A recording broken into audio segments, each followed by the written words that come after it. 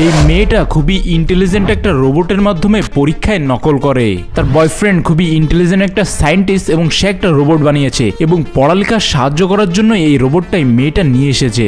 মেয়েটা এই অল্প কিছুদিনের ভিতরে পড়ালেখা কমপ্লিট করতে পারে না, যার কারণে এই রোবটটার সাহায্য নিয়ে সে পরীক্ষায় নকল করার সিদ্ধান্ত নেয়। পরীক্ষার সময় মেয়েটা নিজের কানের এখানে একটা মাইক্রোফোন রাখে এবং রোবটটা বাইরে থেকে তার অ্যান্সারগুলো সব বলে দিতে থাকে। তো এই সময় দুটা স্যার আসে এবং তারা দেখে যে কলেজের বাইরে কোনো একজন লোক বসে বসে যেন একা একা কি কথা বলতেছে। তখন ভালোভাবে তার সাথে কথা বললে রোবট যেহেতু মিথ্যে কথা বলে না, তখন সে বলে দেয় যে সে একটা মেয়ের পরীক্ষায় লেখার জন্য সাহায্য করতেছে। এবার স্যারেরা তাকে ধরে কলেজের ভিতরে নিয়ে আসে, কিন্তু মেয়েটা এখানে পুরোপুরি অস্বীকার করে যে এই লোকটাকে সে চেনে না এবং বলে হয়তো এই লোকটার মাথা খারাপ, এই জন্য এমন উল্টোপাল্টা বলতেছে। স্যারেগুলো এই মেয়েটার কথা বিশ্বাস হয় আর এই রোবটটাকে বাইরে বেরো করে দেয়। কিন্তু এই কারণে মেয়েটা কাঁদতে থাকে, কেননা এইবার তো সে পরীক্ষায় কিছুই লিখতে পারবে না। কিন্তু রোবটের কাজ হচ্ছে তাকে যে কাজটা দেওয়া হবে যত সময় সেটা সে কমপ্লিট না করবে তত সময় সে থামবে না। এই কারণে রোবটটা কলেজের পুরো ছাদের উপরে যায় এবং এইখান থেকে একটা লাইটের সেকশন সরিয়ে সেইখান থেকে তার চোখ দিয়ে একটা হলোগ্রামের মাধ্যমে এই মেয়ের সামনে সব প্রশ্নের উত্তরগুলো এনে দেয় এবং এই মেয়েটা এগুলো দেখে দেখে লিখে তার পরীক্ষাটা খুব ভালোভাবে দিয়ে এখান থেকে বেরিয়ে আসে।